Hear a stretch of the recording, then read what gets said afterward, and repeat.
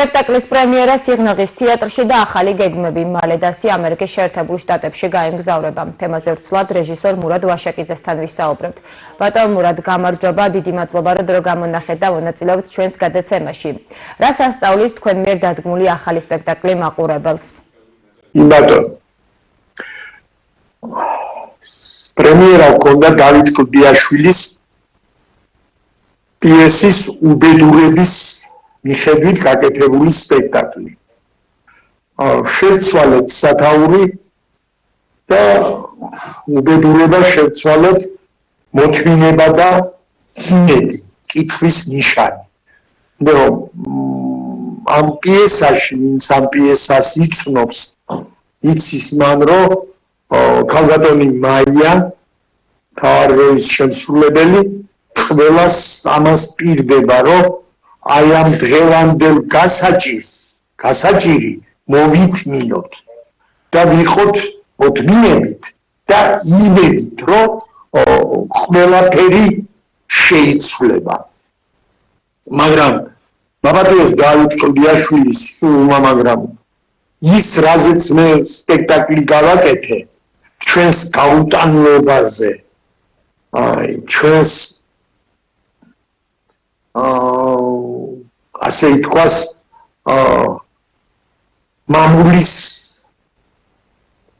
არასიყვარულზე, ქვეყნის არასიყვარული, აი ქვეყნის გამოყენება პირადი ამბიციებისათვის, რაც ძალიან ძლიერად არის ქართველში. აი ამის თაობაზე იყო სპექტაკლი. და სპექტაკლი მთავრდება იმით, რომ გაიზიარეს მეზობლის გასაჭირი. არავის არაფერი არ გაუზიარებია. ის იყო ცარიელი სიტყვები, როგორც ხშირად ჩვენ გვაქვს ეს ცარიელი სიტყვები, რომ კი შევეწევით, გავაკეთეთ, მაგრამ რეალურად როცა საქმეზე მიდგება, ამას არ ვაკეთებთ ჩვენ. და ყველა გამომდივართ ჩვენი ეგოდან, ჩვენი მედან, ჩვენ რა გვაწყობს. ქვეყანას რა აწყობს არა. ქვეყანა როგორ გადარჩება ეს არა ნაკლებად დევს ეს ქართველის ბუნებაში. და აი ეს მინდოდა მეჩვენებინა თვალნათლი ყველა მაყურებლისთვის, რომ ჩვენ რაღაც მიდგომების შესაძლებელი გვაქვს. რა გამოხმაურება მოყვა მაყურებლისგან, როგორი შთაბეჭდილება დაგჩათ ჩაწვნენ თქვენს იდეას?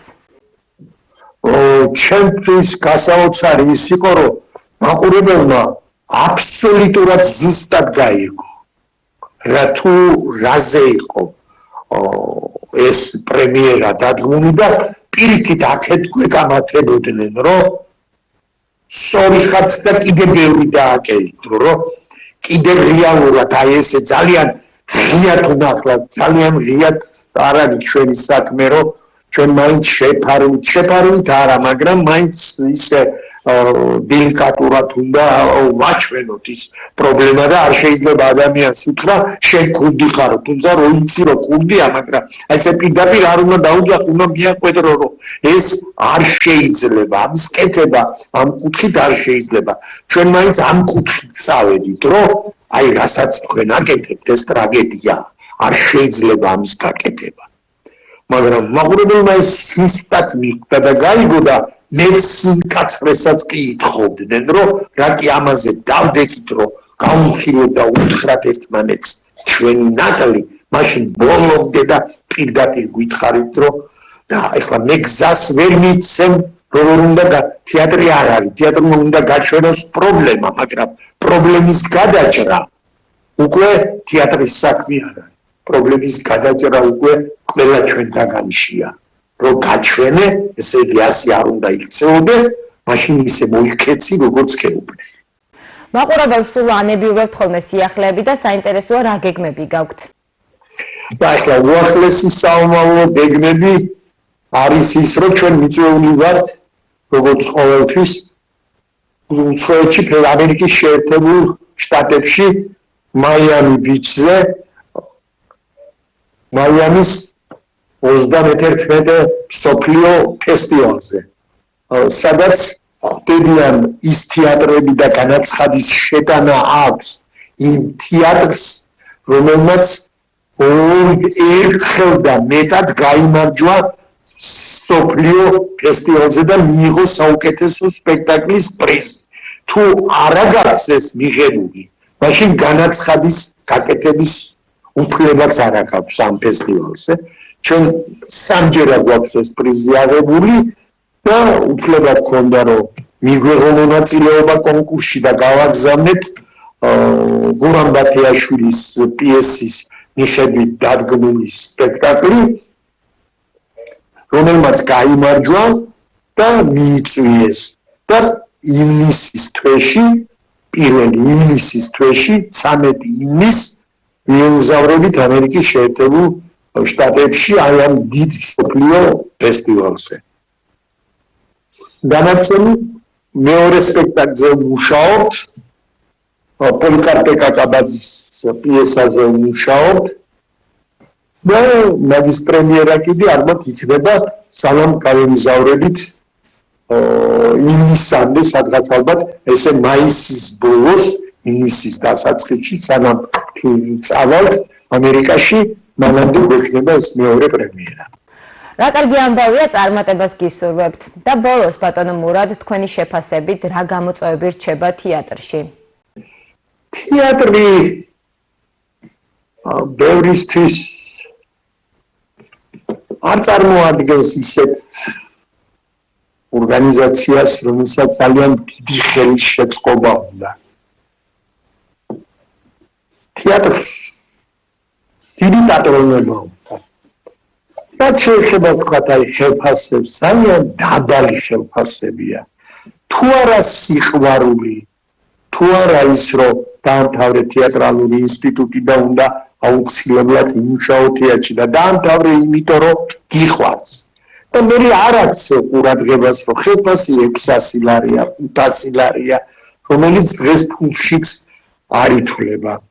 მე არ არის იმდენი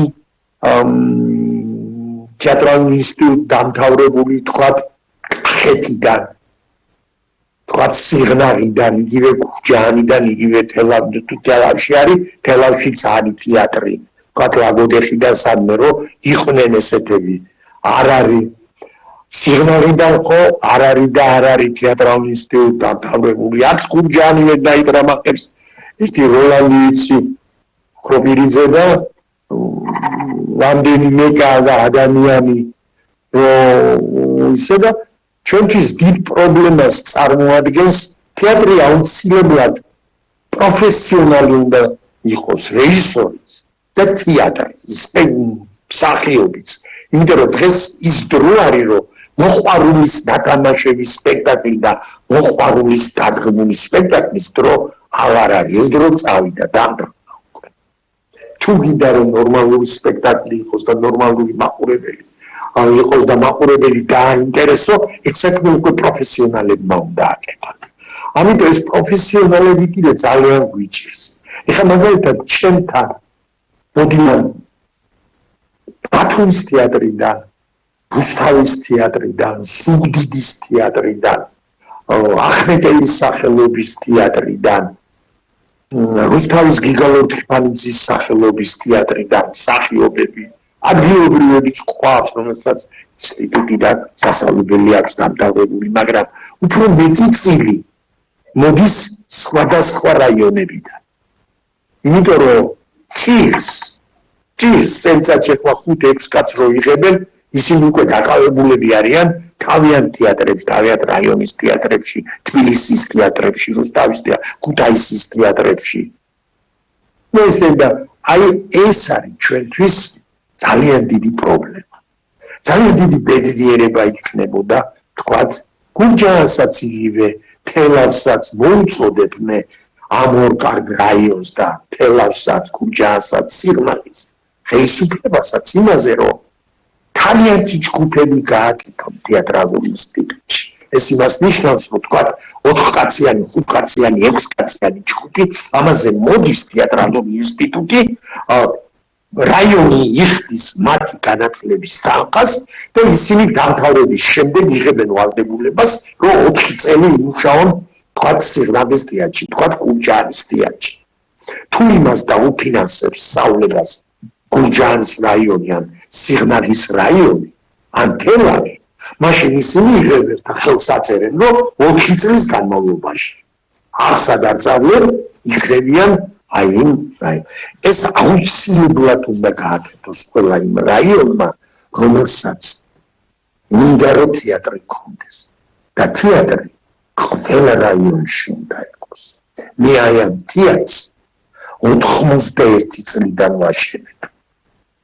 91 წელში რომ ჩამოვედი სიღნაღში, იმის შემდეგ ვაშენებ ამ თეატრს. სიღნაღში არც დაბადება მაქვს, არც დედა მყავს, არც მამა, არც ისა, უბრალოდ მინდოდა რომ ჩემი თეატრი მქონოდა და თბილისში ამ ჩემ თეატრს თავისას არავინ არ დამითმობდა. არც ბათუმში დამითმობდა ვინმე, არც ქუთაისში. უნდა ჩავსულიყავ იქ, სადაც არ იყო. ჩამოვედი იქ, სადაც არ იყო და შევქმნენი ეს თეატრი 45 წლის უკან. და 32 ქვეყანაში მყავდა ეს თეატრი. და კიდევ რამდენ ქვეყანას მოვივლით. 7-ჯერ ავაფრიალეს საქართველოს დროშა, როცა გახდა ჩემი სპექტაკლი ფესტივალის საუკეთესო სპექტაკლი. და აი ესე უნდა იყოს ყველა რაიონში დაინტერესებული. მე წარმოშობით სამტრედიელი ვარ. აქედან ცხოვრობ დაახლოებით 400 კილომეტრს. მაგრამ როგორც ჩემი ქალაქი და როგორც ჩემი ქვეყანა ისევ რა მნიშვნელობა 45 წელია აქ. და გავაკეთე თეატრს და ვაკეთებ თეატრს. თეატრს სიყვარულის მეტი არაფერი არ გადაარჩეს. თეატრში არ არის ფული, თეატრში არ არის სიმდიდრე, არაფერი არ არის თეატრში. თეატრი უნდა გიყვარდეს, თეატრი უნდა იცოდე, თუ არ იცი ვერ გააკეთებ, თუ არ გიყვარს ვერ გააკეთებ, მაგრამ მარტო სიყვარული არ არის საკმარისი თეატრის გაკეთებისთვის. და ამ დონის თეატრის გაკეთება მას კიდე ცოდნა უნდა. აი ამ საკითხში. დიდი მადლობა ასეთი საინტერესო ინტერვიუსთვის, წარმატებას გისურვებთ.